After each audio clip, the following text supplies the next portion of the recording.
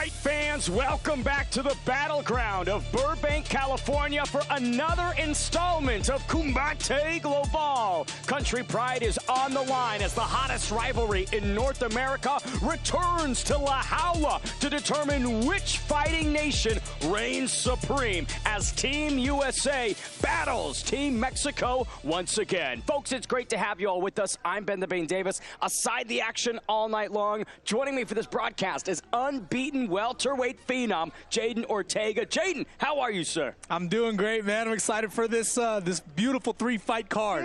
It's going to be a fantastic appetizer, main course, and dessert. But I will say, Jaden, I'm bummed that you're not a part of this action tonight. I know I was supposed to fight this weekend. You know, my opponent got cold feet. I mean, I was fighting me too. But I'm still happy to be here commentating with my guy Ben and get to watch a great show. I love it. Well, let's take a peek at that full three-fight card. All the action round off with a truly special bout between Vasquez returning from his UFC debut. Jane, I mean, that's a cat that you have to watch. No, it says a lot about his heart alone at that point. I mean, his skill bringing him all the way to the UFC and then coming out of the UFC trying to work his way back in a card like this.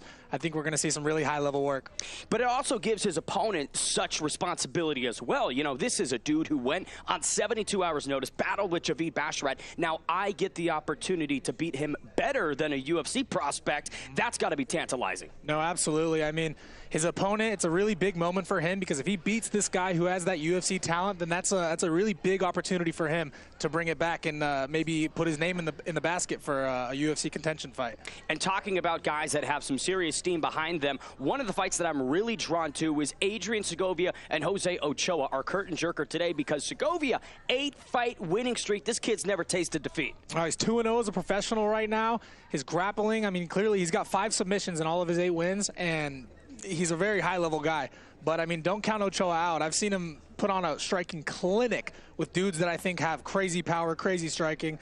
And, no, it's going to be an exciting fight. Here's a look at our full 3-fight card tonight. Continues with Jose Ochoa and Adrian Segovia. Midway through, we get to the Adamweights with Melissa Gomez and Janet Garcia. And finally, Vasquez returns against Cameron Ortikov. We set it inside now for the first time to our Master of Ceremonies. Here's Beatrice. Entrando a la jaula, Jose Ochoa. Ochito is back in Combate Global, 4-1 overall as a pro at just 22 years young, coming off a victory over a very game Marcelo Reyes in February of 2026. Jaden, I know that he's itching to continue his momentum. No, I'm so excited to watch this guy. I mean, I thought Marcelo Reyes was going to beat him, but his the amount of technical superiority he has in the striking game is unprecedented. So I'm really excited to watch what kind of clinic he's able to put on tonight. Only time that Jose Ochoa has been defeated was against Tehel Sotelo. So if you're going to get your hand raised opposite of him, you really have to bring something special. No, he's going to have to really put on, like I said before, put on that striking clinic, stay away from the takedown, stay away from the other guy's grappling, and just do his thing, play his game.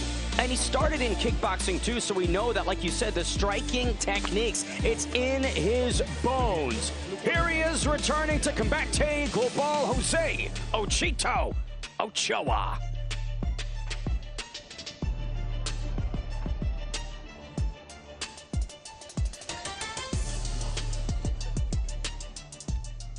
His opponent on the red corner, su oponente en la esquina roja, Adrian Segovia. You can hear the crowd get loud here in Sphero Studios. For the first American to walk tonight, it's Adrian Segovia. 5-0 as an amateur, 2-0 as a pro, and you mentioned the submission success that he's had speaks for itself. He's a very high-level grappler, as we can see on paper. He's 2-0, so I think this is a big deal for him. He's really putting his record to the test right now against a very experienced and good fighter in Jose Ochoa. And a really good hairstyle as well. I mean, come on, that's a nice mullet that he's got, Jade. Well, business in the front, party in the back. This guy's about to bring some flames right now, some fireworks. And all nastiness on the sides. Adrian Segovia aiming to remain unbeaten. And Jane, when you have that 0 next to your name like you do as well, that adds another element to this for Segovia. Of course. I mean, when you're undefeated like that and you have that O there, you want to protect it with everything you've got. So I can only imagine he's going to put a lot of heart and a lot of himself into this fight, and it's going to be a banger. Aiming to find his third victory, Adrian Segovia with possibly the biggest test of his career. Here's a look at the tail of the tape for our first bout of the evening. 5 years separate them, with Ochoa being the youngster, both dead even at 5 feet 9 inches tall. Segovia boasts a 4.5-inch reach advantage over the Mexican representative. Both came in at the catchweight 152-pound limit.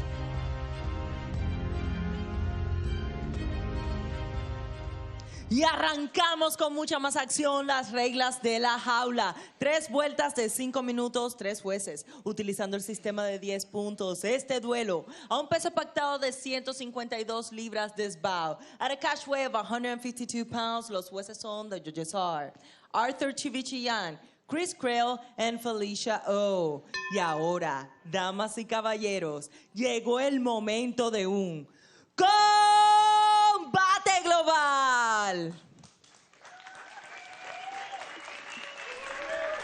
Presentando la esquina azul, in the blue corner, wearing green, vestido de verde, su peso oficial, 151.8 libras, his official weight, 151.8 pounds, with a pro record of 3 victories and 1 defeat, con un récord profesional de 3 victorias y solo 1 derrota, de Mexicali, Baja California, México, José Ochito Ochoa. Presentando la esquina roja, in the red corner, wearing blue, vestido de azul, su peso oficial, 151.2 libras, he weigh in at 151.2 pounds. Esta noche entra a la jaula invicto como profesional con 2 victorias tonight. He enters la jaula undefeated as a pro with 2 victories. De Los Ángeles, California, Adrián Segovia.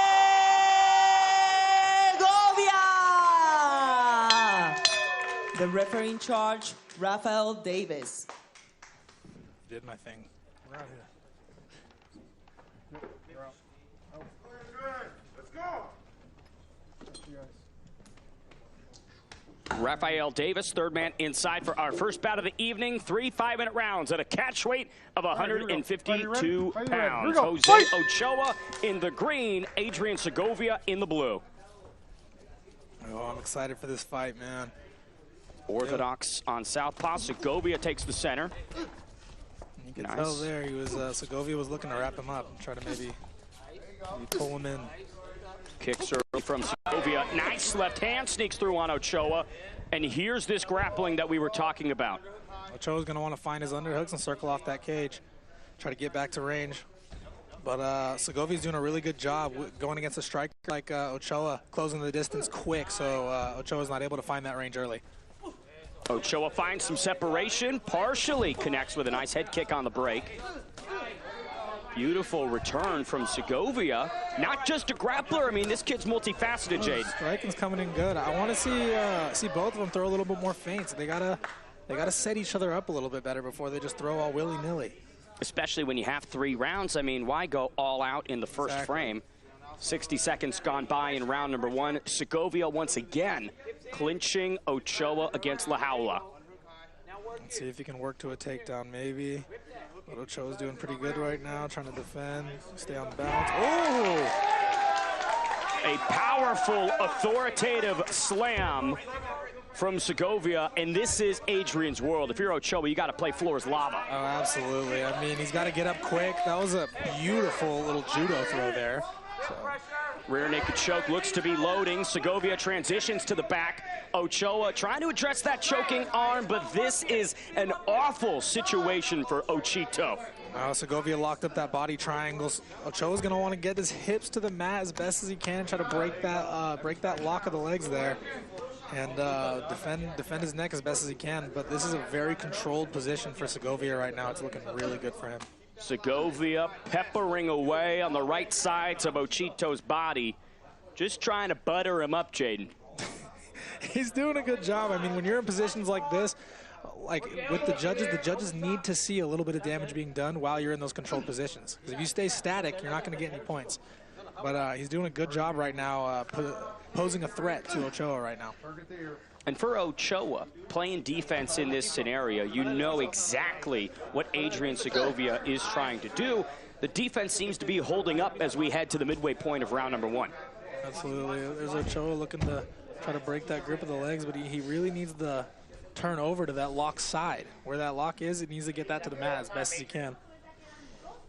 You're a finisher, Jaden. When you look at Segovia's work here, what could be some of the next steps to put a pin in this first round? I think he's doing a really great job. He took Ochoa away from the cage, so he doesn't have much leverage to even get up if he got his hips out. He's attacking in many different ways. Like you said, he's peppering him up, buttering him up, and also presenting a little threat with the submission there. And so he's doing a really good job right now in control, because Jose Ochoa's got a lot to worry about at the moment here. Ochoa intercepting that left arm, trying to play survival mode opposite Adrian Segovia. Minute 40 remains on the clock. But to your point, the starting step to breaking that figure 4 is moving that ankle to the ground. Yeah, he needs to shift those hips and really get that lock to the mat. He keeps turning himself into the cage, but there's not much he can do from that position there. It seems like he's really working to try to flip around and get a little reversal there, maybe into the guard, but with a body lock that tight, you don't have much room to move your hips like that and spin him in a full 180. Ochoa walking up La Jaula. Segovia taking the opportunity to further thread the arms into some fight-ending spots. Last minute of round number 1. Seeing some good hand fighting from Ochoa here right now. He's, I think he's kind of setting into the fact that he's like, damn, this body lock is going nowhere right now. So I'm not getting out of this one. I might as well just defend the hands and survive so I can get back to my game in the next round. Jose Ochoa has never been submitted. This is where he needs to start attacking that lock right now. Start bending his ankles, bend his leg, try to break that grip. Instead, Ochoa almost takes himself further into the fire and moves back to this opposite side. Segovia's doing a really great job right now. The entire time he's been in this controlled position, he's attacking a choke, he's peppering him up, he's stacking up points with the judges right now. He looks great. Final 10 seconds here in round number 1. A dominant first frame for Adrian Segovia, the submission specialist. Not getting that tap in the first 5, but boy, did he send a message. That was a really, really very dominant first round from Segovia there. His grappling looked great as we expected, and Jose's gonna need to stay at distance in the second round and really find his range and be able to slip punches and get inside. A couple replays here from round number 1. Segovia on the feet, a bit better than expected, Jaden. Yeah, no, he seems pretty well-rounded. I'm pretty impressed right now. For 2-0, he looks good. And that judo throw was picture perfect. I mean, he's showing every facet of his game right now. He's got the high-level jiu-jitsu, good striking, and a little bit of judo in there. Taking a scenic ride over the left hip. But for Jose Ochoa, you're still very much in this. It's not like he was in deep submissions in those first 5. He was defending nicely, addressing things all the right way, save for maybe that body lock. In this next round, what must he do? He can't let that first round break him mentally. You can't think about it too much. You got to wipe it, move to the next one, and get right back to your game. Find that distance, find that range, and start landing some shots. Rafael Davis getting us set for the second frame of action between Jose Ochoa and Adrian Segovia. Beautiful left hand up top for Segovia.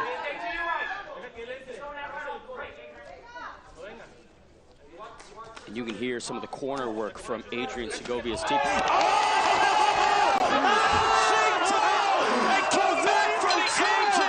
Ochoa sleeps Segovia and snaps the streak inside La Jaula. I see you, dog. I see you. Talk about a momentum swing, a spinning strike as Segovia was entering, shuts the lights off. Oh, he is still out. That was an absolute hammer of an elbow. And it shows how much momentum Adrian Segovia was carrying into that attempt, right? You're running face first into a bullet, Jaden. Throwing all of his weight to a very, very hard point in the tip of the elbow. and must have caught it right on the chin. I am so excited to watch this in slow motion. And like you said, Ochito needed to not let that first round break him. Staying mentally strong, waiting for the opportunity, and now you see overcome with the emotion and elation of realizing that comeback. Oh, absolutely. I mean, with the finish like that, wow, Jose Ochoa is going to be riding into probably maybe a viral moment. Now 5-1 at just 22 years young, back-to-back victories for Jose Ochito Ochoa against, dare I say, the best opposition he's had. Segovia does appear to be conscious and speaking with the officiating crew inside La Jaula. He got hit with a missile.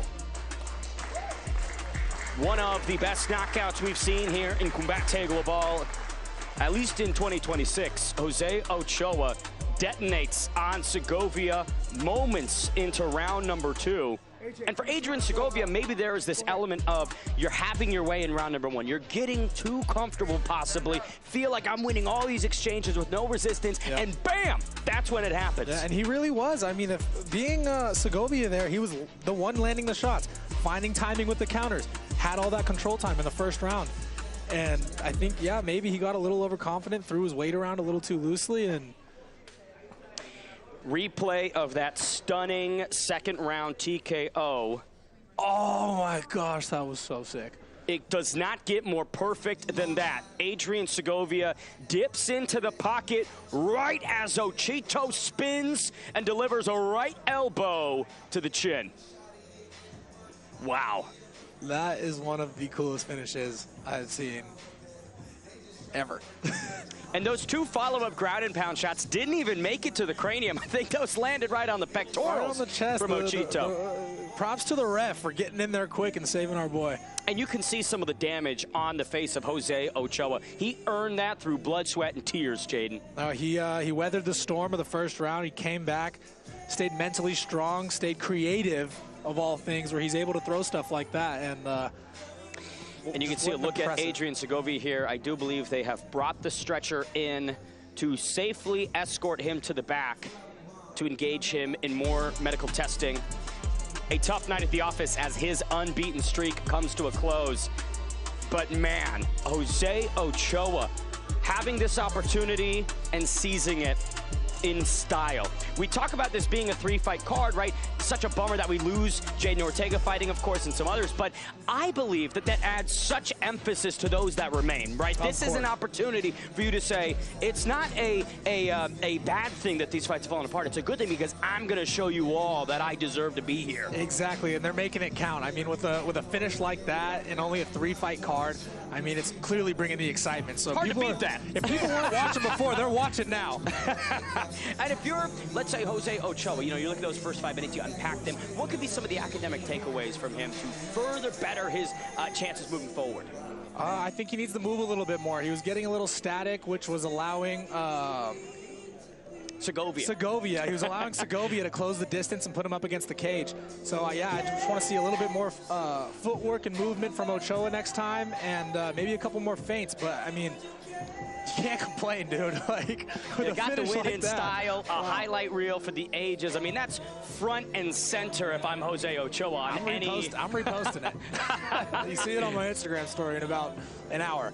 And for Adrian Segovia, this fight seemed to be going his way. Everything was falling up Segovia, but unfortunately, right, boom, you walk into an elbow, it's game over. Yeah, I mean, it sucks, obviously, that he kind of blemished his undefeated record, but it's a really good learning point here. I mean, you lose early, which is better, so you know you can take these notes, and so it doesn't happen later on in the career. But they both looked great. Team USA versus Team Mexico starts off with a stunning comeback knockout for the Team Mexico representative, Jose Ochito Ochoa. So for the Americans, right, you got to get on the board next fight, and then you have to win the next one to win. I mean, this is a tough situation for Team USA. It is a tough situation. I mean, with 2 less fights on this card, we only got 3. I mean, 2 more chances now, so the pressure's on. The margin of error is this. It's like this, Jaden. Let me tell you, though, they had me out there I do believe we've gotten Segovia out of La Jaula. Let's send it back inside to Beatrice. El tiempo oficial, 17 segundos de round número 2. The official time, 17 seconds of round number 2. And your winner by knockout, el ganador por knockout, José Ochoa. Jose Ochoa gets it done in style. A comeback victory in the second frame of our opening bout of the evening. And you got to feel good for Ochito here. I mean, it was he weathered the storm, showed his mental toughness, showed his creativity, and he took an elbow there. He was losing the striking battles. He was getting out-grappled in every facet. He was getting beat. And so, I mean, getting slammed like that with that judo and then being controlled, he was able to weather the storm and drop a bomb like that and put his opponent out. Scintillating work from Ochoa in the second. The speed at which he turned into that, just devastating. And what's funny is he hadn't thrown that strike before. It's not like he was hunting for the spinning back elbow, right? First time he attempts it, the first time it lands. And now he earns his 5th victory, his 3rd TKO in his career. He was clearly, he was very methodical about it, and I think that's what shows a little difference in experience there. So it's early in the career for Segovia there, and Ochoa showed his experience and that he could be patient and get the finish. And talking about experience, coming up next, Melissa Gomez and Janet Garcia.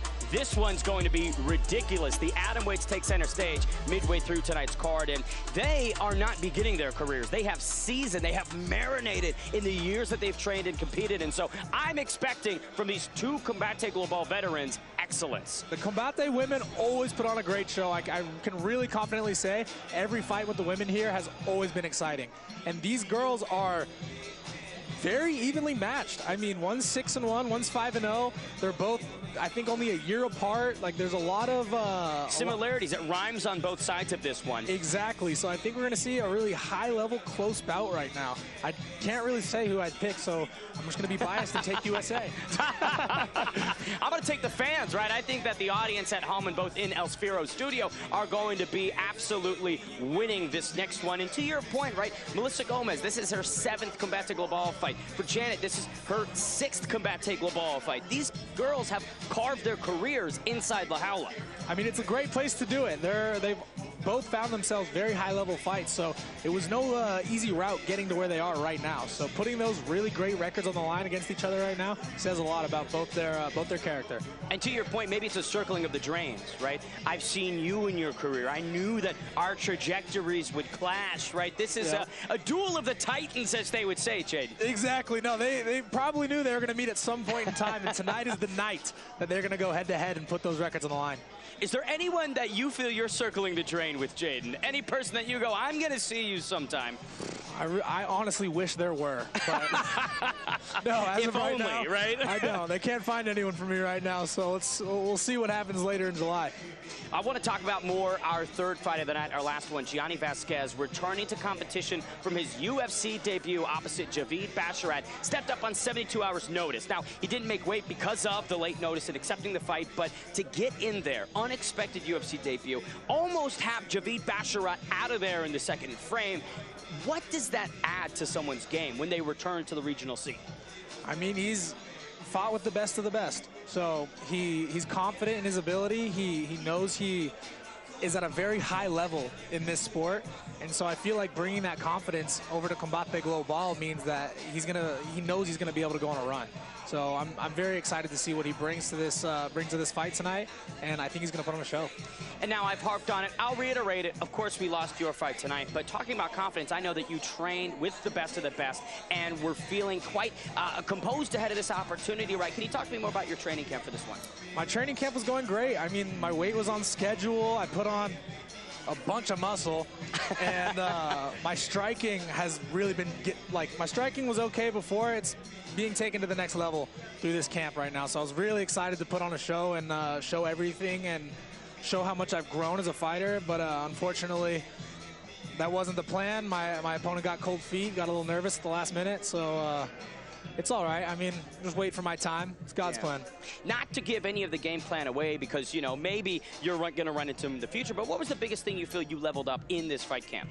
Oh, I mean, I'm already a creative fighter. I think honing the creativity and turning it into more skill. And so I think that that facet of my game was going to be a lot more calculated, freaky athletic finishes.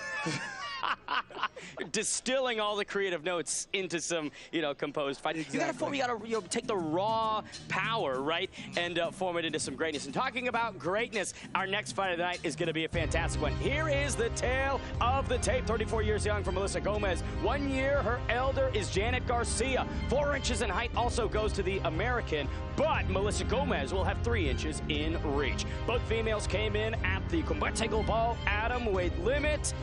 Obviously, for Mexico, Melissa Gomez, and for America, Janet Garcia. To bring our gladiators into La Jaula, here's Beatriz. Entrando a la jaula, Melissa Gomez. 6-1 overall, 34 years young, Melissa Gomez. Back for her 7th Combate Global appearance. Only lost to Anna Palacios on June 8th, 2024. She has not been bested in 2 years, Jaden. I mean, that's a crazy streak. 2 years without a loss. She looks like there's no lack of energy right now. She's ready to go and ready to get in there and put on a show and get her dub. Melissa's riding back-to-back victories over Kelly Staden and Nicole Artaza. This is her first appearance of 2026. Jane, I know she wants to kick off this campaign in this calendar year with a win. Of course, I mean, who wouldn't? Start that momentum strong. Get a quick finish here with Janet Garcia and against a really high-level opponent in her. And I think it would say a lot about her next bout later on.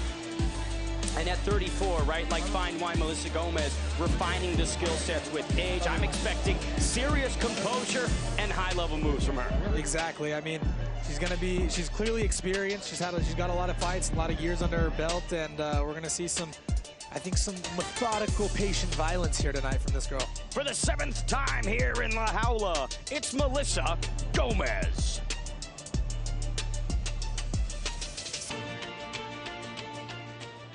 Su oponente en la esquina roja, her opponent on the red corner, Janet Garcia. Janet Garcia, 35 years young, 5-0 as a professional. All of those victories inside Combate Global. Most recently scored a 2nd-round rear naked choke over Flor Hernandez. But she is certainly not simply a grappler. Also boasts, more notably, amateur and professional Muay Thai experience. Talk about the full package, Jay. Yep, I mean, she's a very well-rounded fighter. She's got that striking, she's got the grappling, and she has heart. I mean, when she beat Flor Hernandez, that was on my card, so I fought before her. I got to watch them fight after, and she was down in the 1st round and ended up being able to just thug it out and get that finish later on. The indomitable will of Janet Garcia, and again, the unbeaten record. I feel when you fight without a blemish to your name, it just adds some serious confidence. 100%, a little bit of confidence, a little bit of that pressure. As long as you don't let that pressure get to you, all that energy is going to be focused into confidence and just a really great game plan. So I'm excited to see what she brings to the table tonight in this cage. All sizzle, no fizzle. Back for her 6th Combate appearance. Here is Janet Garcia.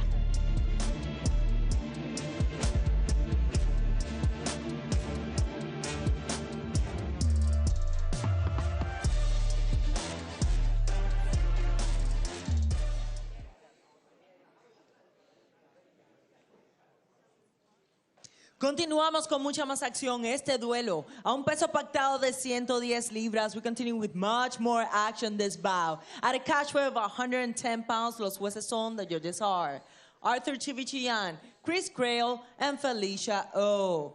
Presentando la esquina azul, in the blue corner, wearing blue, vestida de azul, su peso oficial, 110 libras. She tipped the scale at 110 pounds, con un récord profesional de 6 victorias y solo una derrota. With a pro record, 6 victories, has only 1 defeat. De Santiago de Chile, Chile, Melissa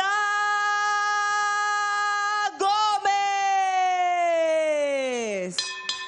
Presentando la esquina roja in the red corner, wearing green, vestida de verde, su peso oficial, 110 libras, her official weight, 110 pounds. Esta noche entra a la jaula invicta como profesional con 5 victorias tonight. She enters la jaula undefeated as a pro with 5 victories. De sangre mexicana, repping San Jose, California, Janet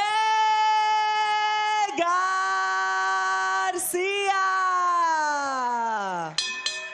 The referee in charge, Michael Bell.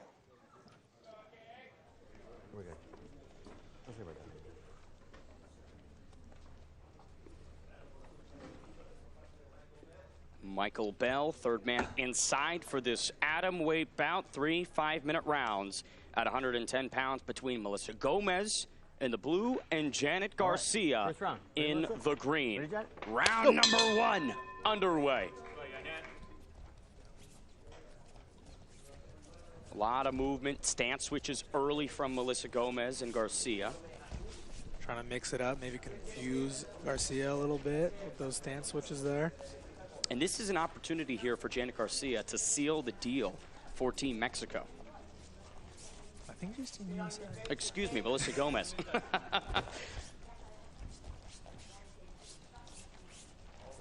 They're just moving right now, feeling each other out, putting out the feints. I like that. It looks like Janet Garcia is just kind of waiting for her right moment. A weight class heavily underrepresented in so many promotions.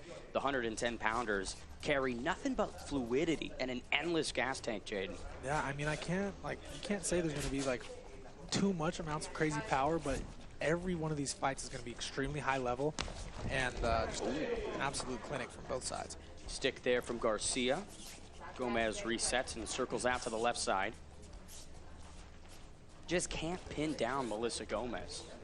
Not stationary whatsoever in the first minute and 10. Janet Garcia is not taking much damage either. She's got really good head movement. She looks pretty fluid right now, pretty calm. She has that tight shell, so I feel like it's going to be hard for Melissa Gomez to find her way inside. You can clearly see the Muay Thai background present in Janet Garcia's approach and the way she carries herself.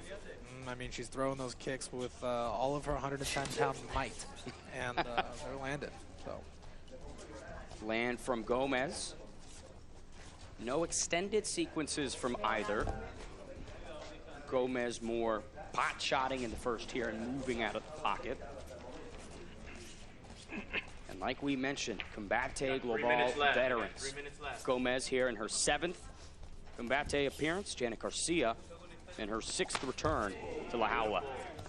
I like the way Janet Garcia is moving right now. I mean, she's not letting all those stance switches confuse her and throw her off her game. It seems like she's just really dedicated to the game plan right now, throwing those kicks out and staying calm. Gomez with several right hands down the middle that connected moments ago. But Garcia just unfazed by any land. Oh, she's walking through like a woman on a mission right now, and there you go. You see the little the Muay Thai. Drop some applause from the audience. Some Muay Thai appreciators in town. That one was millimeters away from consequence. Her kicks are dangerous. I just think she needs to set them up a little bit better, like she did with that body kick. She threw it right into Melissa Gomez as she was doing her little stance switches and moving around, and it was just great timing. So yeah, if she can keep setting them up like that, I think she'll be real successful. 2 minutes remain in round number 1. Gomez again on the bike, cycling between the left side and the right side. Head kick from Garcia partially connects. Gomez blitzes forward.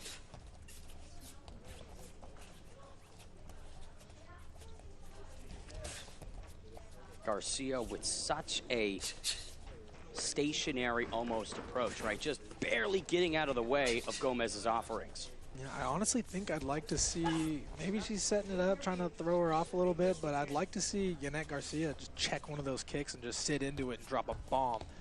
Well, we'll see. I mean, she's got those Muay Thai legs, those kickboxing legs, so you know they're made of steel. So I think we'll expect a little check here and counter. And Gomez not throwing too many kicks in this first round for probably that exact reason. I think Gomez is really trying to stick out her jab hand right now, establish that range. But Doesn't look like Yannick Garcia is any type of phase right now.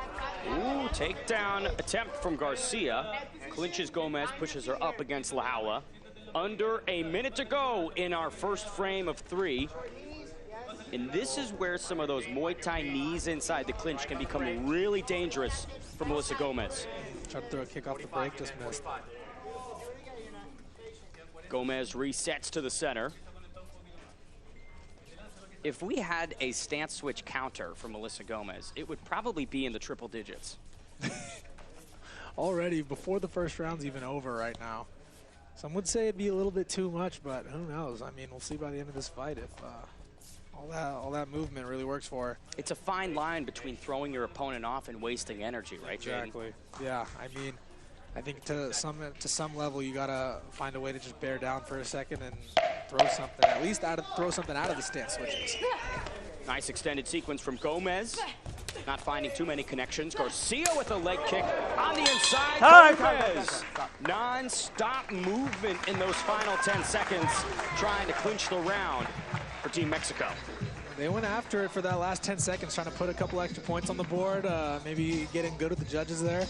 But, I mean, I think they both look pretty good. I think for Melissa Gomez, I want to see her throw strikes off those stance switches a little bit more, set stuff up, set Yannick Garcia up, and from Yannick Garcia, just be a little bit more active. I mean, she's not getting taking too much damage right now, but she's also kind of wasting a little bit of time, you know, being a little bit too careful. So I'd like to see her throw herself in the fire a little bit and see if she can land some shots. There's fights that can become overly competitive, right? You don't need to make it as close as it can be, and that's when, you know, you find yourself on the wrong side of a split decision. You watch your back and go, yeah, I could have thrown 5 more strikes here. I could have pushed forward a little bit more here. I mean, at the end of the day, these fights they're chess matches, so you got to be willing to give up a little piece to maybe get a chance of taking a big one.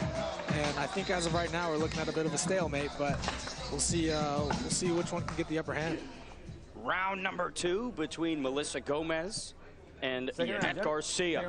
The Adamweight is underway. One thing that I really liked from Garcia in that first frame was that takedown attempt. Yeah, I mean, she ducked those punches really well. It was great timing and got in fully on a body lock right there. So it was really cool to see her timing with those takedowns there. I think she was looking more for the Muay Thai clinch for some knees, some elbows, get a little down and dirty, some dirty boxing. But no, she's looking good. Garcia again landing the leg kick. Gomez pressuring upon the response. Like I was saying before, if you're going to move that much and switch stances like that, you really got to start throwing off those stance switches. Flurry from Gomez. Yannick Garcia trying to tie up here. Appeared like Yannick Garcia was blinking out the eye, and that's what prompted this blitzkrieg from Gomez.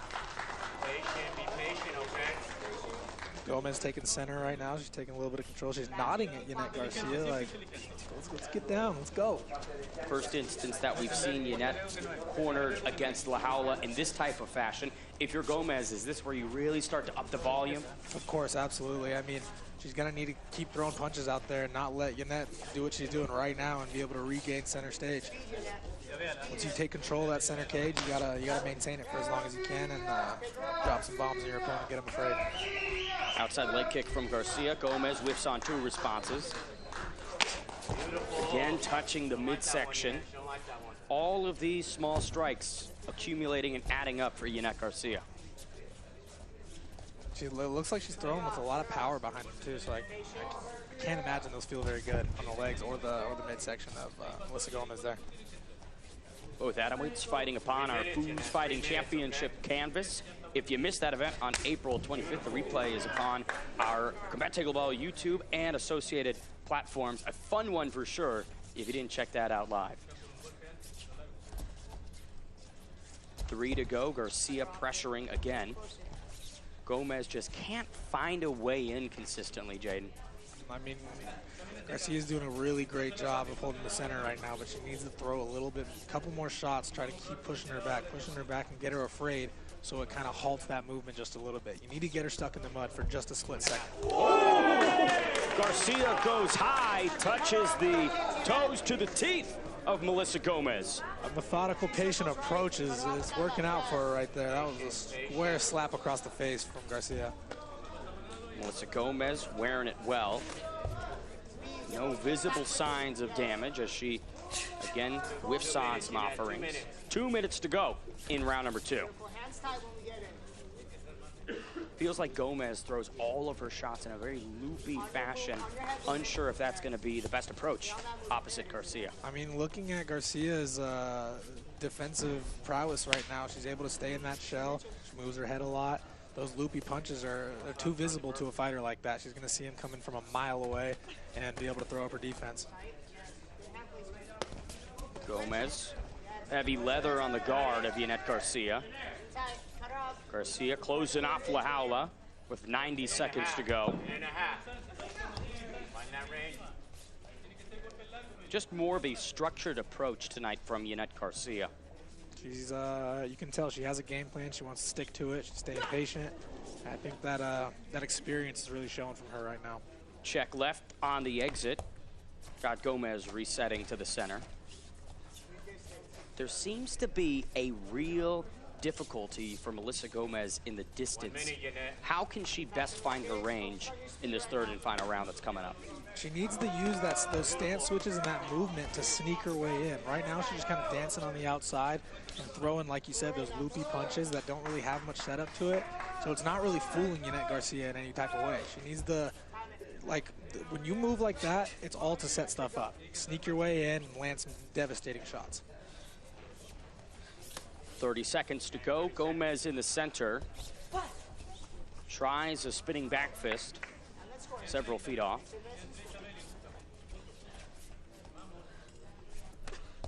Garcia just deceptively hard to hit. With that stance, it almost looks like she's just standing right in front of me, but it's the micro movements, Jaden, that have really frustrated Gomez as she lands several shots. Really great timing on that entry there. Wasn't able to finish it as of right now, but she was able to bring herself out of danger there. Knees on the inside from both Adamweights. Gomez let several strikes loose at the end there. Possibly questionable, but Yanette Garcia doesn't seem to be phased in any way, shape, or form. And if you're Melissa Gomez, right, in all likelihood you're down 2 rounds, is it time to just maybe start bending the rules a little bit, finding how flexible you can be inside La Jaula? Maybe start grabbing the glove, maybe taking on a little bit. Beautiful head kick right here from Yanette Garcia as Gomez was circling directly into it. Jaden, she's in her element here inside La Jaula. She looks phenomenal. She's sticking to her game plan despite maybe taking a shot here or there, but you got to expect that as an experienced fighter. You know you're going to get hit every once in a while going against someone with a record like this, and she's wearing all the damage well. She's sticking to the game plan. She's finding home on a lot of different levels. Have to imagine the cardio facilities on both sides are in great shape, not anticipating exhaustion from either Adamweight, but I will pose this question to you, Jaden. Not many elbows from Yanette Garcia. Feels like the Muay Thai specialist could maybe implement those in the final 5. I would have thought so too. I think maybe the only thing holding her back is maybe just maybe the size difference. Like maybe it's a little bit too much of a reach up for her to get there right now. But or she could be like Jose Ochoa, waiting for her perfect moment. Yanette Garcia, Melissa Gomez, 5 minutes remain. Gomez likely needing a stoppage to get her hand raised.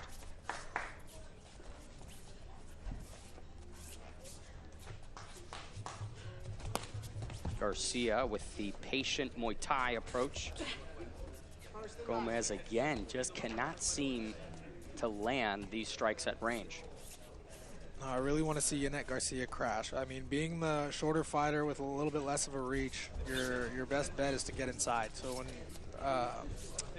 when Gomez throws loopy punches like that and very telegraphed kicks, you got to be able to check, crash, find your way inside, and land some shots.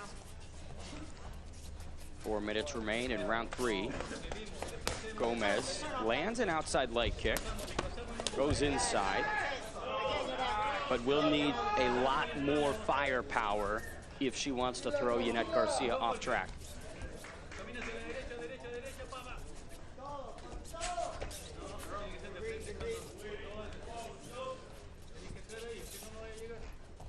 Yanette Garcia, I believe, is representing Team Mexico, Jaden. She's fighting out of San Jose, California. So, yes, Doesn't possibly. have a Mexican fight kit. And the two Mex on the... This one's confusing. Gomez is from Chile, so... Gomez trying to beckon Yannet Garcia forward. Yannet answers the call to the center. You're going to take center like that, you got to make the most of it. Push her back, keep her against the cage. Make her feel that there's a threat at all times. Knees on the inside from Garcia.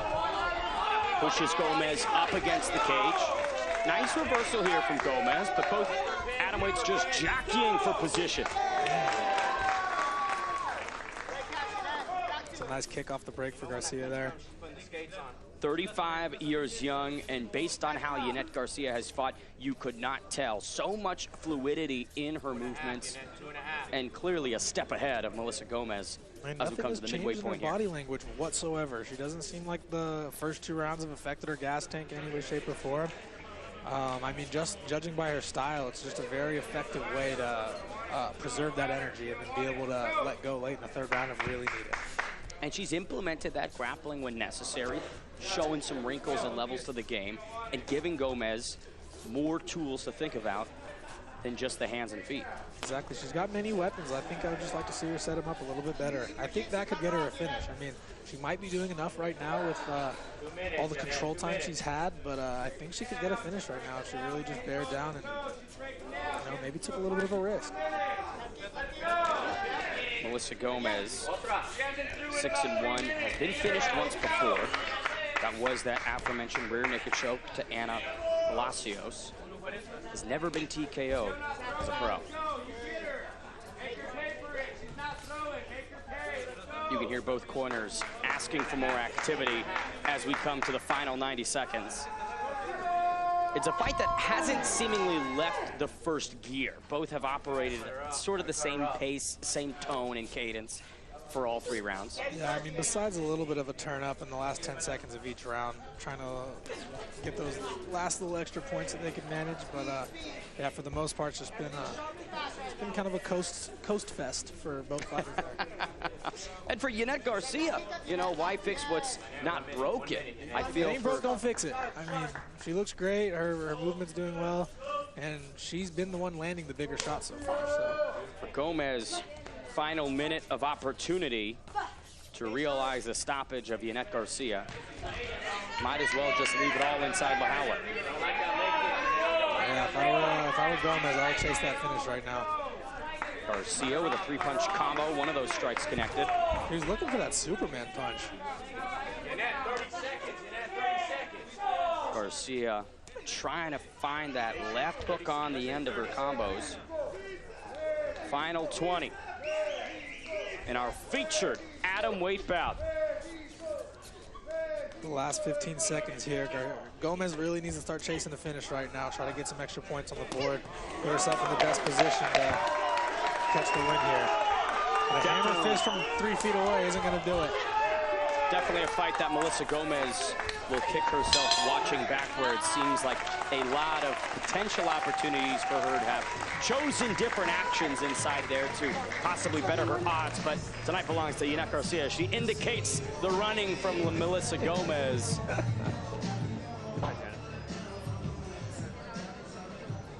Gomez looks like fatigue sets in at the conclusion of the 15, and certainly some frustration.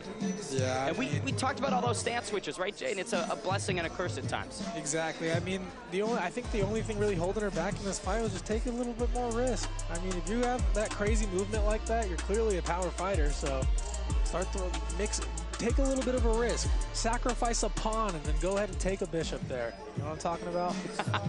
Folks, welcome back in studio here in Sphero Studios next to Lahala. Ben Davis alongside Jay Ortega. And like you were just talking about, fighting is quite like chess. You've got pawns, you've got your castles, your rooks, your bishops, your queens. You need to sacrifice something. And for Melissa Gomez to stay in that first gear, not kick things up a notch, not try things differently, I feel it ultimately is going to cost her on the scorecards. No, it's definitely going to cost her on the scorecards. Yannet Garcia maintained her game plan very, very well. So when you're fighting someone like that who's maintained that much control, you've got to put a little risk out there. I mean, especially late in the 3rd round, if you know you're down 2, your coaches definitely know you're down 2, you got to start turning it on and like I said, sacrifice a pawn, you get a bigger piece. Now 6-0 for Yanette Garcia at 35 years young, continues to get better with age. And one of the best things that I think is contributing to that is minimal damage that she takes. A very clean fighter. It's not like she is in war after war after war, leading to this, I would say, longevity. Exactly. I mean, just very dominant, controlled, just beautiful defense, and a very well-executed game plan for Yanette Garcia. I mean, she stayed in her shell, she moved a lot, or moved her head a lot, didn't take any damage like you said before, and she looked great. So. And she does have the Mexican flag, so I do believe it's over. Team USA, I think, is cooked. I think the odds are done, but either way, it will be a fun final fight of the night between Gianni Vasquez and Cameron-back Ortikov. But this is the national rivalry that makes Team USA and Team Mexico so exciting, is it's truly back and forth. When we got the first installment of this on April 11th, it was 2-2 apiece, tied throughout the evening. Tonight was the decider, and Team Mexico just showed up and came to play. Yep, no, they really did. They came and showed out. Like you said, they put on high-level performances. Jose Ochoa with the creativity, weathering the storm, and then you get the really patient dominance from Yanette Garcia there. They all look great so far. And I got to say, talking about looking great, I hate this haircut so much, Jaden. It's not as bad as you think it is. It's terrible. It's terrible. I look like, you know when you're playing the Wii and you can create your me? I look like a poorly created me right now. I don't think it's that bad. I think you're a little hard on yourself. In terms of maybe opportunities for academic advancement, and while we've harped on several of them, for Melissa Gomez maybe moving forward when she watches this back, what do you think she should change in her return to Combate? I mean, first of all, if you're going to move like that and be that kind of fighter, you got to commit to your strikes. So if she's going to throw that jab out there, throw that cross, throw those hooks, jump in range, throw it hard, and then get out afterwards. But don't just stay dancing on the outside the entire time without committing to any strikes. And for Yanette Garcia, 6-0, 35 years young, showed all the Muay Thai proficiency that we know her for. In her next fight, what would maybe you like to see? If it ain't broke, don't fix it. Keep with that patient dominance, and I don't know, I think she's got some finishing ability, so maybe hopefully see a finish in her next fight. I love it. Well, to make it official, let's send it back inside to Beatrice. After 3 rounds of battle, we go with the judges' scorecard. Después de 3 vueltas de batalla, nos vamos a la tarjeta de los jueces. All 3 judges turned in identical scorecards of 30-27. Los 3 jueces entregan tarjetas idénticas de 30-27. All in favor of the winner by way of unanimous decision. Todos a favor de la ganadora por decisión unánime. Yanette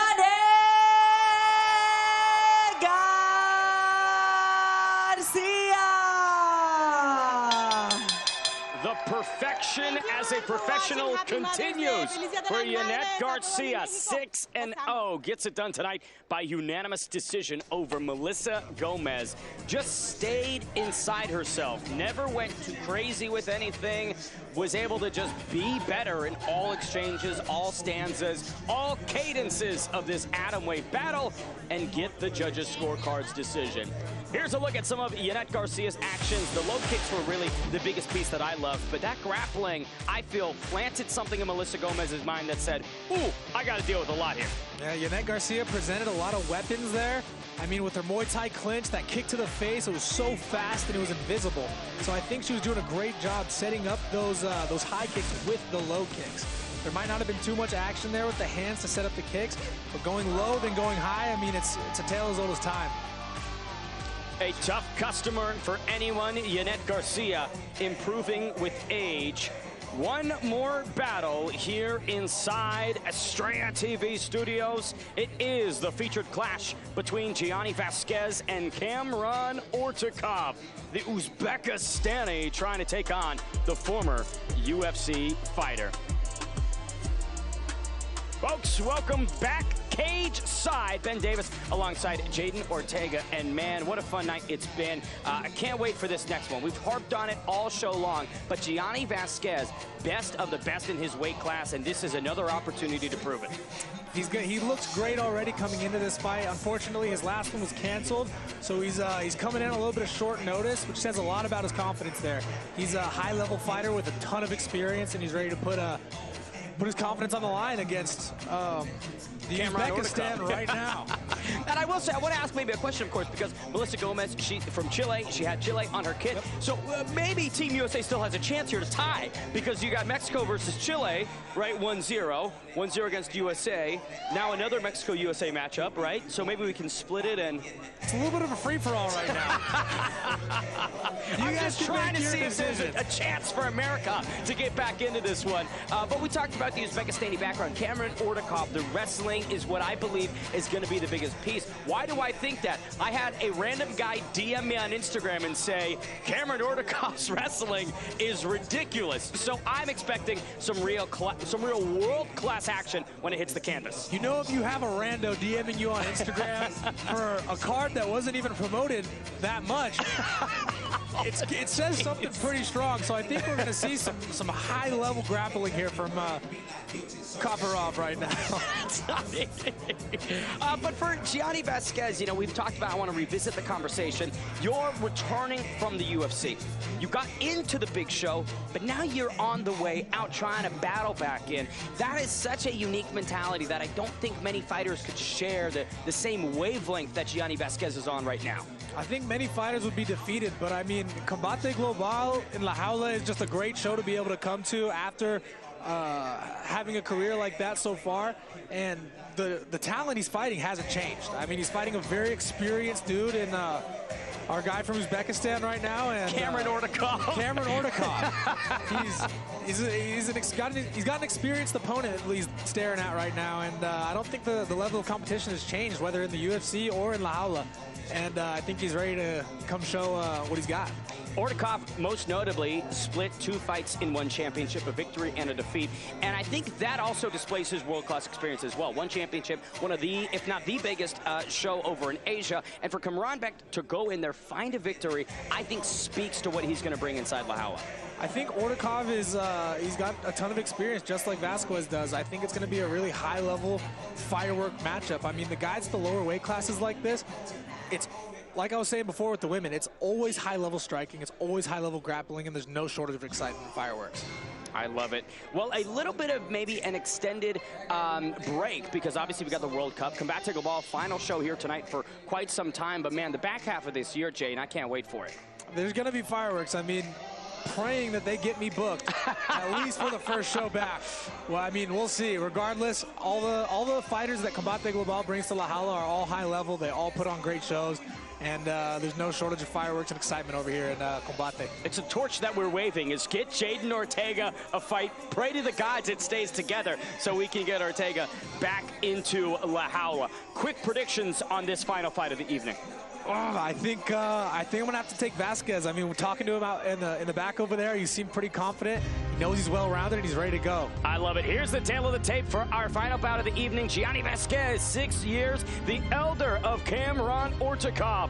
Both gentlemen 5'7". Vasquez carries a 2-inch reach advantage. Both fighters came in at the catchweight 130-pound limit. Vasquez for Mexico, Ortikov for USA.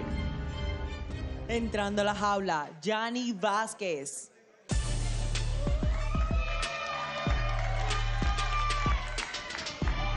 Gianni Vasquez is back! Fresh off of a defeat to Javid Basharat in the UFC. Stepped up on 72 hours notice for that opportunity in the big show. And Jaden, he proved he belonged there, but now he's trying to get back. No, he's ready to put on a show here at Combate Global. He's been fighting his entire life, he said. So, I mean, there's no shortage of grit from this guy. So I know we can expect just some hard-headed brawling from this guy no matter what. While he did not get the victory in his UFC debut, he stunned Javid Basharat in the second frame, nearly had Basharat out of there, and he said the biggest takeaway from it was that he showed he's at that UFC level. He's long said that I can compete with these guys. Now he has done that. Finally, the validation that Gianni Vasquez has long searched for. Now he was, I mean, he feels to himself that he was able to prove himself, be able to hang with the best of the best. And, I mean, I guess we're going to see here tonight, we're going to see him fight a very experienced opponent opposite himself. And I'm very curious to see how he handles this situation here. aiming to find his 14th victory as a professional. Fresh off the UFC, it's Gianni Vasquez.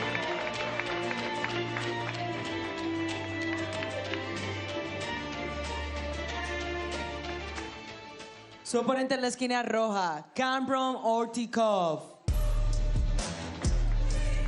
Cameron Ortikov, the last man to walk tonight, born in Uzbekistan, representing the United States as he makes his first trip to La Jaula. 2 knockouts, 2 submissions, 3 decision victories in his career. We talked about the one championship experience, but man, if he wants to be the one to beat Gianni Vasquez in his first fight post-UFC, he has got to be all the things that they say he is. I mean, the variety of victories, I feel like, speaks volumes about it on its own. I mean, 2 KOs, 2 subs, 3 decisions. He showed that he has the power to KO somebody, has the grappling experience to sub, and he can thug it out, grind it out, and have the gas tank the last 3 rounds. Cameron Beck was riding a 5-fight win streak before running into a second-round submission setback to Nika Sabanashvili in February of this year. He seeks in his second 2026 bout to get back to his winning ways. 2 guys that are not used to losing, Jaden, for our final bout of the evening here in Burbank. I guarantee it will be a battle to remember. It's definitely going to be a battle to remember. It's definitely going to be a high-level brawl here. This is by far the fight I've been most excited for tonight. A lot at stake for both gentlemen. Cameron Beck trying to prove he's built for tough. Gianni Vasquez aiming to show why he should be back in the UFC.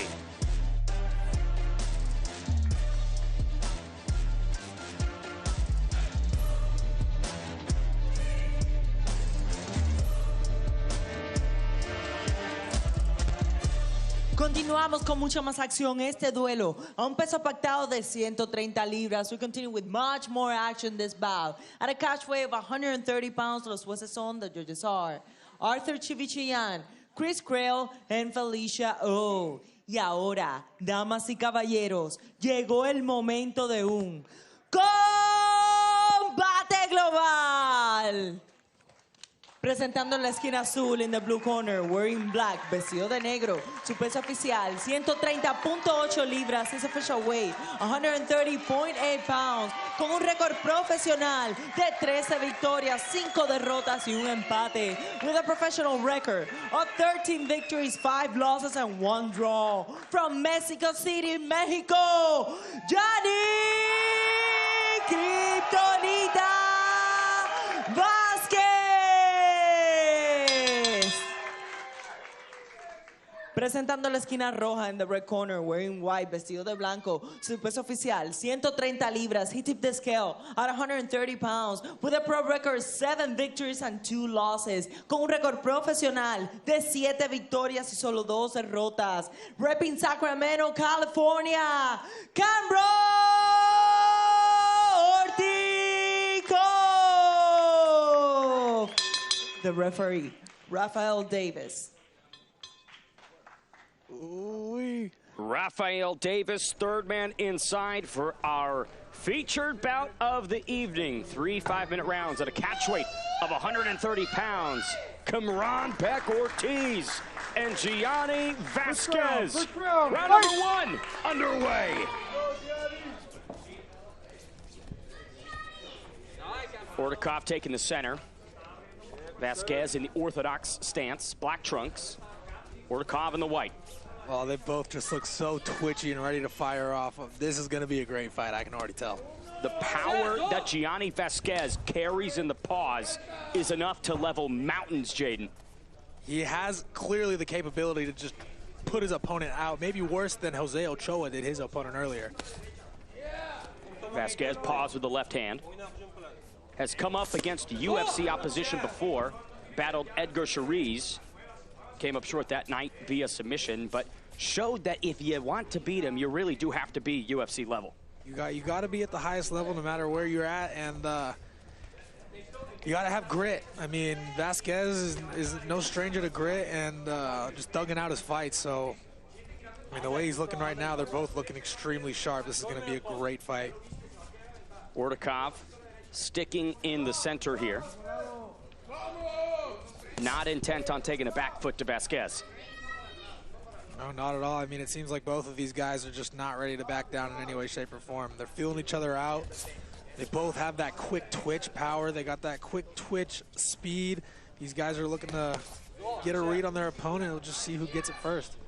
Vasquez quite respectful when speaking of Cameron, but did note that all these guys who have seemingly stellar careers outside of the U.S., when they compete in America, that's when you really know if they are for real or not. I really cannot argue with Vasquez on that point there. I mean, speaking for myself and a lot of the other fighters that I trained with, I mean, we got the best of the best talent here in the U.S. we bring out the dogs. 3 minutes remain in round number 1. Fast right hand there from Ortikov. Does not find home. A lot of tension in both fighters as Ortikov explodes into a clinch. Good on Vasquez stuffing that takedown and trying to find his underhooks right now. He's got that nice wide base, not allowing Ortikov to impose that wrestling technique on him right now. Ortikov jacking the left arm of Vasquez up quite high. Good moves from Vasquez, pushing Ortikov down. Ground and pound from Kryptonita. Combate Ortikov seemingly in a world of trouble. Vasquez is teeing off right now. Ortikov's gonna need to find his way up in any way, shape, or form, defend his face at least. Vasquez cannot miss with these ground and pound strikes.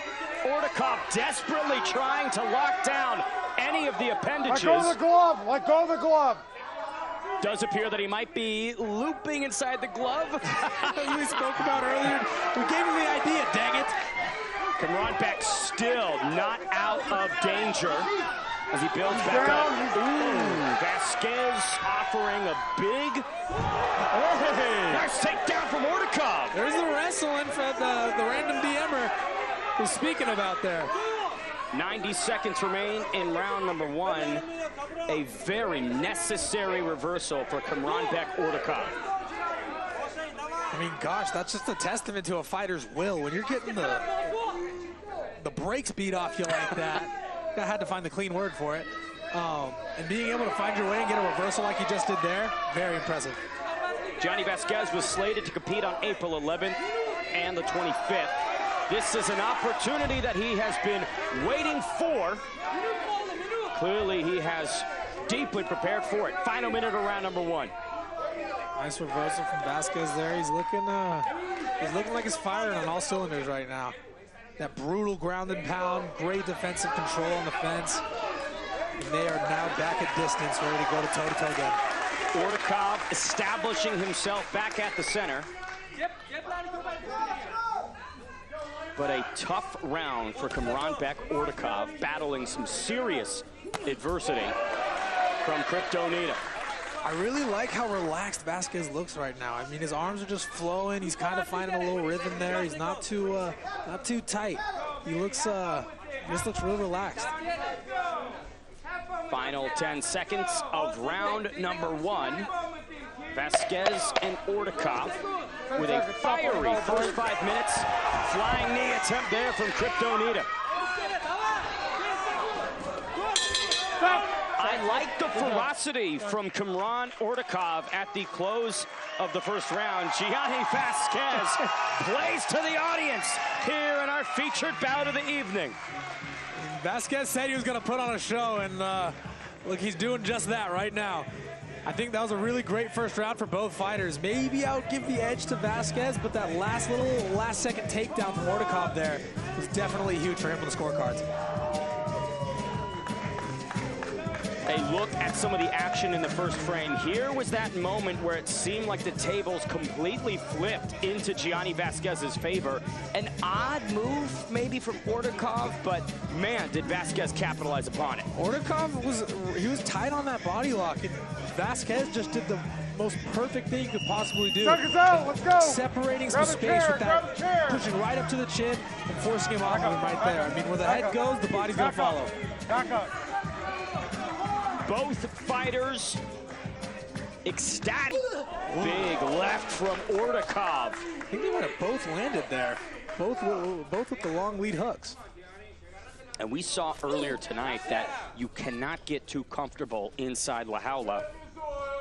Exactly. Feet can come at any time.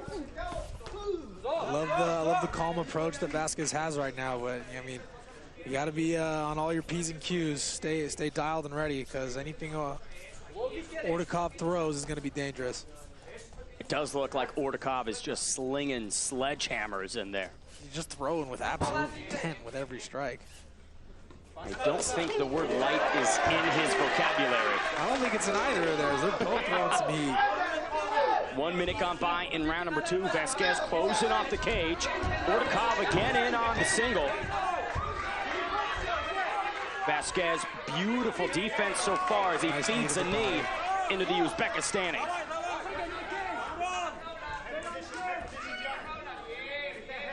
Tenacious wrestling from Ortikov, and once again, Vasquez capitalizes. He is teeing off right now. Protect yourself, fighter. An awful move for Cameron Ortikov. This could be the beginning of the end as Vasquez continues to salt and pepper away as he finds a second round TK. I told you gotta protect yourself. You all right? You good? Gianni Vasquez, simply too good here tonight in Burbank.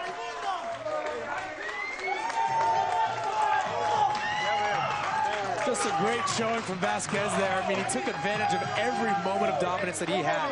Every time he had an advantage in position, he made the most of it. Dropping bombs, elbows, ground and pound. Great defensive grappling. Showed a little bit of everything, and he did a great job tonight. Cameron Ortikov seemingly on both those occasions tried for like a drop-down level change maybe, but it did not work out for him whatsoever here inside La Jaula. I think it just shows a little bit difference in experience. I mean, Vasquez took advantage of every little inch of space that he was able to create, and Ortikov just wasn't able to catch up to him. Para el mundo, chingada madre, de México para el mundo. Another look at this action from Gianni Vasquez. No doubt whatsoever, Cameron Ortikov not defending himself or trying to move out too intelligently. Vasquez pounds away to secure the TKO in his bounce-back fight from his UFC debut. I just love how Vasquez jumped on that so quickly. Like, it wasn't like, it just clearly seems that he knows what he's good at. You know what I mean? So, like, when he got the back like that, he's, I'm not going to look for a submission. I'm not going to try to play with the hands a little bit. No, I'm going to start throwing bombs at this dude and make him quit. Now 14-5-1 overall as a pro, locking in his 5th knockout of his career. Gianni Vasquez back on top in a big way.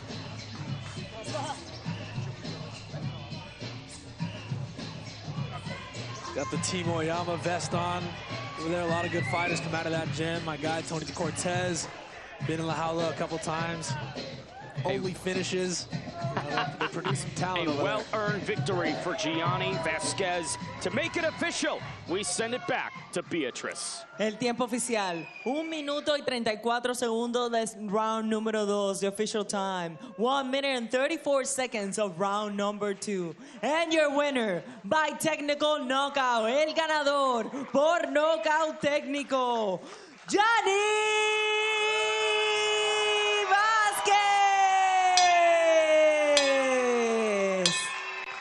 Gianni Vasquez pounds away Cameron Ortikov in the second frame and looked damn good while doing it. A masterclass in all areas here tonight in California. I mean, he had unwavering confidence from before he even stepped in the cage, and I don't think, I mean, he didn't let any of the heat that Ortikov was throwing phase him in any way, shape, or form.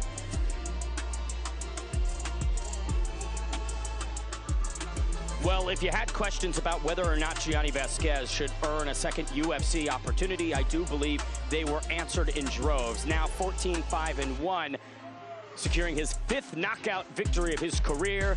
Jaden Ortega, I hope we see Gianni back in the big show in his next appearance. I mean, I just hope to see him fight soon again. Like, with the performance like that, he didn't take much damage. He looked so dominant and just well-rounded in every facet of the game. And he put on a really great performance. It was very impressive to watch. Team Mexico with, I believe, a sweep tonight of Team USA. The Americans just could not compete with the Mexican excellence that we saw inside La Jaula. That's why they canceled my fight. They wanted the sweep. It was rigged. If they would have kept me and my guy on the show, it would have changed.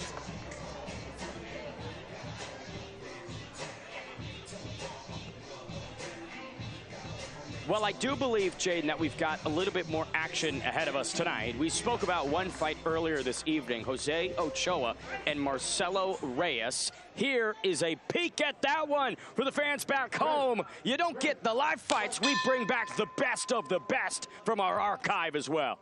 This is when I really knew that Jose Ochoa was the real deal.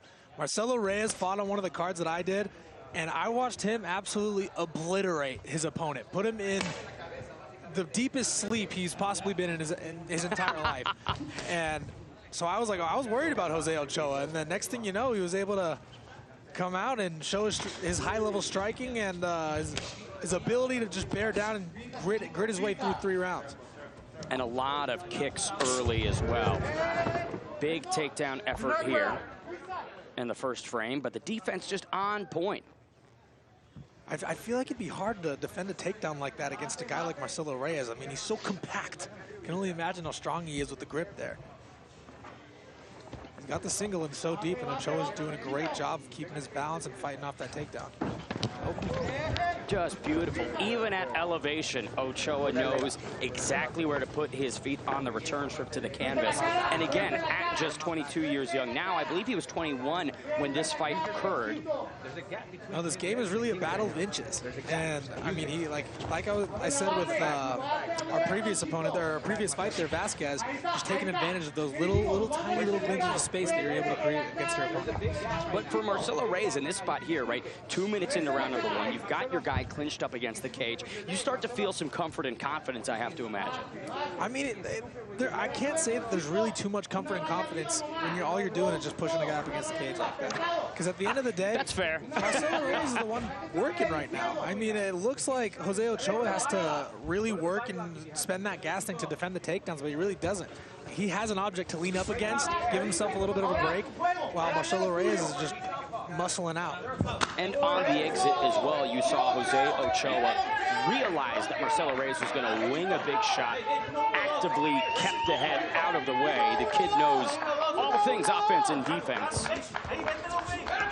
Marcelo Reyes, though, such a pit bull, right? Loves to enforce his game plan, try and erase all the momentum and pathways to victory that the opponent has. Well, Marcelo Reyes is known for that really just solid Mexican boxing style where he dips his head, finds his way inside, kind of like a Ilia Topuria type, and just unrelenting power that can just put your opponent out at any moment. But I think the way I'm watching it right now, Jose Ochoa executed this game plan so well. He's throwing out those teeps, trying to stay long, stay out of range, and not let Marcelo Reyes dip inside and get those power shots off. Is there anything you're seeing in this fight against Marcelo Reyes that was more refined or honed in on in tonight's fight that Jose had against Adrian Segovia? I think Jose he had a little bit better understanding of his game plan against the shorter fighter. The shorter, more compact fighter, obviously he knew, like, this guy won't be able to be as long as me. He's not going to be able to find his way inside as long as I keep putting those long shots out in front of him. And I think that kind of threw him off today, fighting a taller opponent with a longer, 4-inch longer reach than he did. And I think that might have thrown him off just a little bit, which allowed his opponent to find his way to land more strikes. Reyes again blitzing in, you can see, tripling up on the right hand.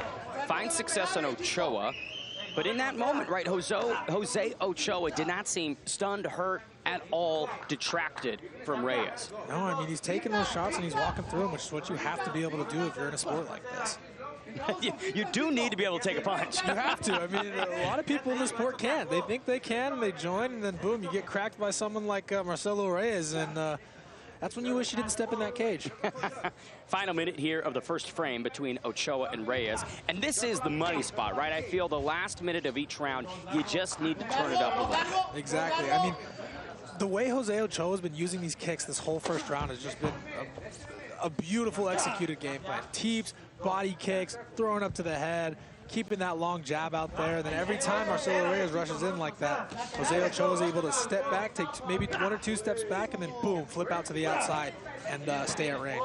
And it's just such great work with the lower body. The way that Ochoa is punishing Marcelo Reyes in all dimensions, head, body, and downstairs to the legs. At the same time, too, like even landing those kicks, even if it doesn't land flush to the body or flush to the head, it's still doing damage to Marcelo Reyes' arms. And, I mean, that's where all of Marcelo Reyes' power lies, is in those just strong, the T-Rex type arms. Exactly. And I think Jose Ochoa is doing a good job putting a little bit of damage on all of them right now. And that's right where Reyes is so dangerous. You let him corner you inside the cage and just start winging those power shots. Kind of reminds me of John Lineker. If you remember Hands of Stone, yeah. John Lineker, how he would just sleep people with those tight inside hooks. Exactly. You got to watch out for that, and you can't. If you're going to play the bull and matador game, you better be a damn good matador. Get out of the way. Some replays from that first round between Ochoa and Reyes. Again, the defensive grappling from Jose Ochoa, just too good in that fight, as well as tonight did a pretty decent job of keeping Segovia off of his game plan. Yeah, no, he's the good thing I love seeing is that he's able to stay calm, not panic in those moments. Especially like if someone got a body lock on you like that, like he did tonight, and they're threatening the choke and they're peppering you up, you got a lot to worry about. So it's very easy to kind of lose yourself and tweak out a little bit.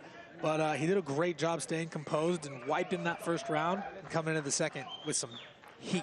And that's the reality, right? When Segovia had that position, it's not a death sentence, but it's certainly not a great place to sit in and feel too comfortable with. No, honestly, it's terrible. It's like not even if you're a good grappler and you know what to do to get out of that position, it still diminishes your confidence in any type of way. It's like it takes a mentally tough guy to be able to weather that storm.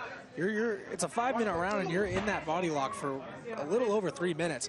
Like that's a lot of time being stuck there, and so it takes a tough guy to come back the next round, wipe it, and do what Jose Ochoa was able to do. And that's why it's so interesting when we have the ability to compare how Ochoa battles a striker versus how he battles a grappler. You can see against a guy in Reyes who's really not all that interested in bringing Ochoa to the canvas and keeping him there. There is just a lot more weapons in the arsenal that Ochoa feels comfortable utilizing. Of course, I mean, Jose Ochoa, one thing I've noticed too is that he fights kind of tall. So fighting tall against a long guy isn't a really great game plan. It's a lot easier to get caught, a lot easier to get your chin touched and take a little bit more damage. But when you're going against a shorter guy like this, it's a little bit safer. You can stay out of range a little bit better. You know his arms aren't going to be able to reach you as long as you keep throwing those long strikes out there. And he's been executing the entire first round perfectly, and into the second round it looks just the same. An underutilized weapon in most mixed martial artists, I would say, background is the jab. And out of that southpaw stance, it feels like Jose Ochoa has a really refined jab that leads off all of his combos. Of course, it's quick, and you can kind of see the way he just flips it out there here and there, just kind of floats his lead hand, and it makes it a little bit hard for Marcelo Reyes to see that jab come in all crazy. 3:25 left in this second frame between Ochoa and Reyes. If you were Jose Ochoa, what would be some of the ideas that you're starting to have? If I'm Jose Ochoa, I mean, like we said before with the Yannick Garcia fight, if it ain't broke, don't fix it. He's got a perfectly executed game plan right now. I mean, keep staying on the outside. I mean, I guess you could say you could unload a little bit more, but with a counter striker and a powerful striker like Marcelo Reyes, it's better to be safe than sorry. We've got some of that Nat sound from that battle back in February. One thing that I love about El Sphero Studios is just the intimacy, right? Reminds me of the pandemic fights at the Apex where you could just feel every single impact. I know, the emotions, it's the tension you can almost cut with a knife.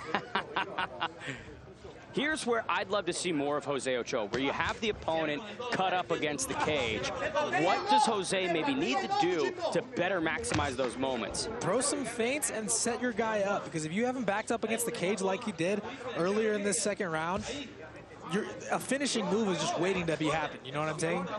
Throw that jab, throw a couple feints, and drop that one devastating bomb. Even if it doesn't finish him, you can still get back outside and get right back to your game plan. Spinning back kick moments ago there from Jose Ochoa. Beautiful step in, rip downstairs to the midsection. Changing levels, he's showing his versatility. No discrimination towards any aspect of Marcelo Reyes' body. And I think coming into that fight in February, a lot of people were assuming that Marcelo was going to have so much more success. We spoke about it earlier, how Ochoa was a bit of an underdog when those cage doors closed. Oh, I mean, after Marcelo Reyes' last fight, like, who wouldn't think that he's going to be the favorite? I mean, with a knockout like he had before that, oh my gosh. I mean, I said it before. I thought myself that he was going to win. Last 90 seconds of this second frame. Reyes trying to come forward, but feels like he is having a hard time fighting the taller, longer guy. Jose Ochoa is just doing a really good job at staying at his own range. He's not letting Marcelo Reyes kind of find his own rhythm. I think those teeps are a big part of it as well, because those do not feel good. And they make it able to set up a bunch of different more shots off the teep as well. As he did there, he threw the teep, and as he brought the leg back, he threw a cross right after it and landed perfectly. Seemingly an endless gas tank as well from Jose Ochoa. The guy's activity in this fight was just absurd. No, it can't be. It cannot be easy to stay as active as he does right now. I mean, as someone who likes to pride himself, I like to think that I have a pretty dang good gas tank. I mean, I can't say I'm as active as Jose Ochoa is right now.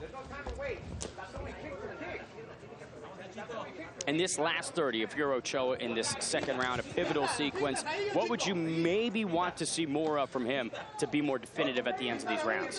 Keep peppering him, you know, put a little bit more pressure on him, back him up to the cage a little bit, and then maybe throw just one very powerful strike and just see how Marcelo Reyes reacts to it. Time of powerful strikes.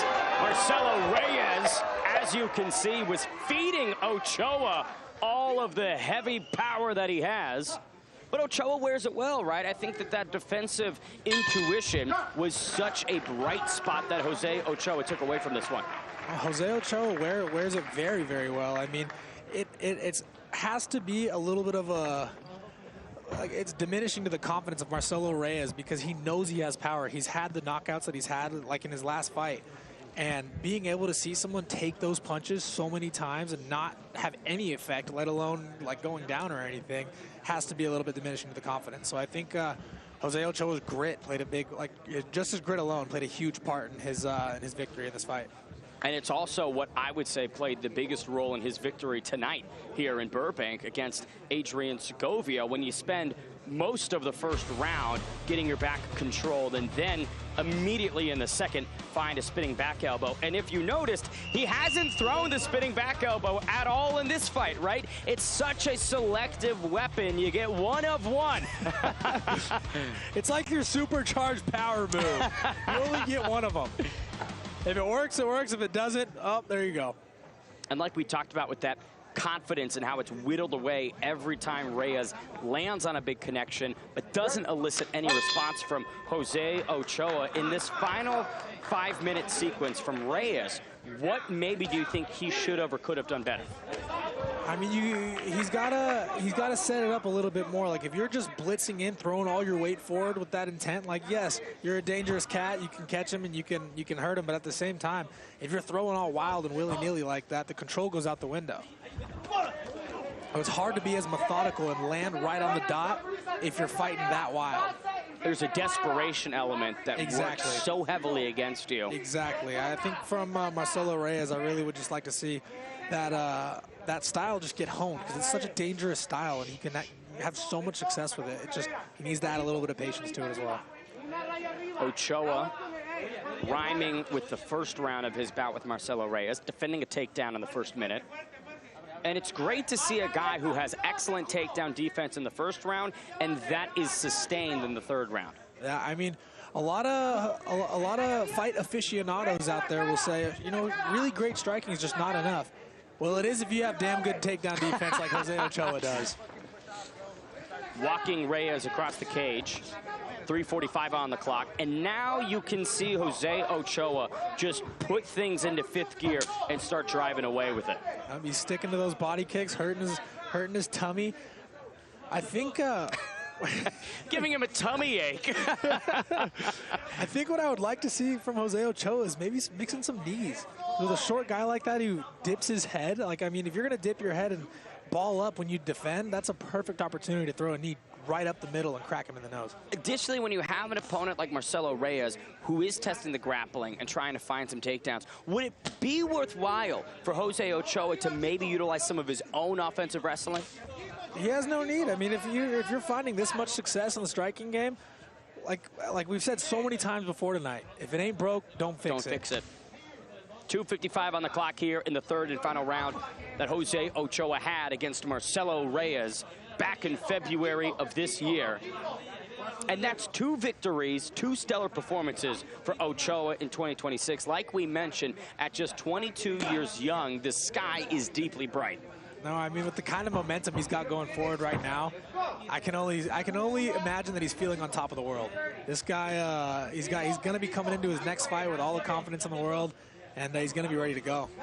We saw tonight a very early second-round stoppage for Ochoa. Here's glimpses of him when the fight extends long, right? The last 3 minutes, he's battled for 12 minutes against Marcelo Reyes, but no issues with the gas tank, no volume reduction as the fight goes long.